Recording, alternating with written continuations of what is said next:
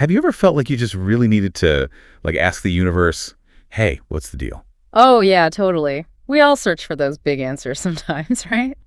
Well, today we're going to look at a story that tackles that head on. It's this piece you found, we'll call it The Unlucky Seeker for now, about a guy who decides to go straight to the source, to a being some traditions call Falak, who embodies destiny itself. That's a powerful concept to grapple with, right? That urge to understand why things happen the way they do. But what strikes me is that this character doesn't just sit around moping, he actually sets out to find answers. He takes action. Yeah, he's not just, complaining. He's on a mission to, like, have a face-to-face with fate, which, when you think about it, is a pretty wild idea, right? To actually personify destiny like that. Totally. It speaks to that human desire for some kind of control over our lives, or at least some understanding. Absolutely. And, this idea of seeking wisdom from a higher power, from some kind of embodiment of fate, it's a recurring theme in so many cultures. And this story offers a really fascinating lens through which to explore that. It does. It taps into something universal for sure. So our unlucky seeker sets off on his quest, right?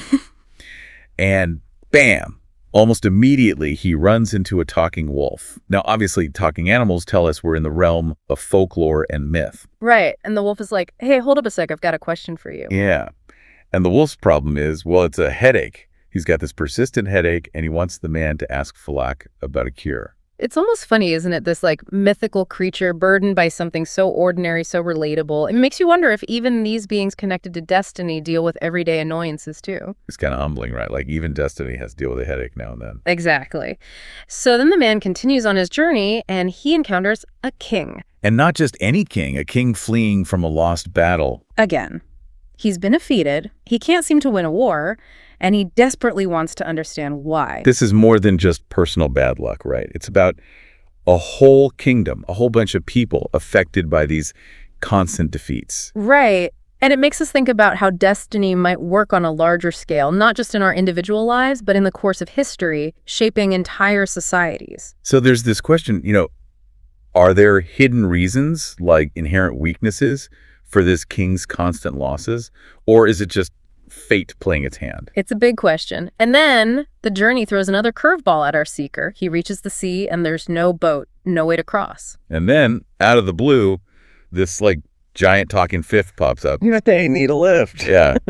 And the fish agrees to carry him across. But on one condition, he has to ask Falak another question. And this one's a real head-scratcher. This massive mythical fish is bothered by, get this, an itchy nose. You just can't make this stuff up. It's like out of all the things this powerful creature could ask, it's like, my nose itches. Why? I know, right? It brings a touch of humor to the whole thing. Yeah. Reminds us that even in these extraordinary situations, the ordinary can still pop up and be a real nuisance. Exactly. And finally, our seeker reaches his destination, a very, very unique garden. Imagine this. Tons of plots of land, some lush and green, others just barren and cracked. Like a patchwork quilt of fortune, Yeah, and there's a figure there, tending to this garden, sleeves rolled up, shovel in hand, watering the plots. And guess what? This ordinary-looking gardener is Falak, destiny personified, just casually watering a garden. It's so unexpected, right? Not some grand figure on a throne, but a humble gardener. And that image of the garden with its contrasting plots, it's so powerful. It's a visual representation of life, the highs and lows, the good fortune and the bad. It's a great way to think about it. And when the man sees his own plot, tiny, dry, cracked wattle, it's like a mirror reflecting his own bad luck back at him. Right, a stark reminder of his situation. But what does he do? He doesn't just stand there. He picks up a shovel and immediately starts redirecting water to his own plot. He doesn't even wait for the answers. He just starts taking action, which I think says a lot about his character. Even faced with this, cosmic gardener, he's not giving up control entirely. It's a powerful statement about agency, right? That even within this framework of destiny, there's room for individual initiative. It's not just about passively accepting whatever fate throws at you. Right on. And then Falak starts giving those answers. Right.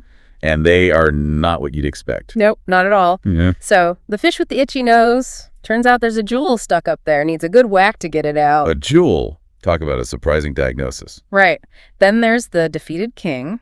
Well, it turns out the king is actually a woman disguised as a man. And to break the losing streak, she needs to embrace her true self and get married. Whoa. There's some deep themes here about identity and societal expectations, right? and how those things might tie into destiny. Definitely. And then the wolf's headache, the cure, well, it's a bit dark. The wolf needs to eat the brain of a foolish person. That escalated quickly. It's a reminder that in folklore, things can get pretty intense. Not all the answers are going to be sunshine and rainbows. For sure. And it makes us question what foolishness even means in this context. Is it a lack of knowledge? Or a lack of ambition? Or something else entirely? It's a good question. So the man sets off on his journey back, armed with these, let's say, unusual solutions. He tells the fish about the jewel, but then just refuses to help dislodge it. Like, thanks for the info, but I'm out of here. Exactly. And he reveals the truth about the king to her, but turns down the offer to rule by her side. It seems like his focus has completely shifted to his own little plot of land. It does raise questions about his priorities, right? He's gotten what he came for, and now he's seemingly indifferent to the struggles of those who helped him along the way. It's a classic dilemma, isn't it? What do we owe to others once our own needs have been met? And then there's this huge twist, a real gut punch. The man tells the wolf about the cure for his headache. And the wolf just, bam, attacks him, kills him on the spot. And the wolf's reasoning is chilling. He says that the man was the ultimate fool for refusing riches and power and then just giving away the answer like that. It's brutal. And it forces us to confront a really harsh perspective, a view of the world where power and opportunity are the only things that matter, and anything else, any other kind of satisfaction, is just foolish. It's a dark twist. And it leaves us with this lingering question. Was the man truly foolish? Was it naive to find contentment in his own small improvement and not grab for more? Right, was he naive? Or did he achieve some kind of wisdom that the wolf just couldn't comprehend? It really makes you think about the different ways people can define foolishness and how those definitions shape their actions. Totally. And the story doesn't offer easy answers. That ambiguity is one of the things that makes this tale so powerful and thought-provoking. It challenges us to consider the complexities of fate, ambition, and ultimately what it means to live a good life. And that's what we love about folklore, right? These stories that stick with you, that make you question things long after you've heard them. And the imagery in this one is so vivid. The desperate seeker, the talking animals with their all-too-human problems, that garden of destiny, and that shocking ending. It all stays with you. For sure. So for everyone listening, think back to moments in your own life when you've searched for answers, when you've tried to change your circumstances. What surprising truths did you encounter? What were the unexpected consequences, both good and bad, of your choices? It's a powerful question to reflect on. And if you enjoyed this deep dive into destiny, talking animals, and the unexpected twists of fate, well, make sure you subscribe so you don't miss our next adventure. We'd love to hear your thoughts in the comments. What resonated with you the most in this story? And just one last thought for you to ponder. In a world where we're always striving for control and understanding, what does this story tell us about the limits of our own agency? And about the risks and rewards of seeking those big answers? It's something to keep in mind as we navigate our own journeys. Food for thought indeed. Until next time. Happy trails!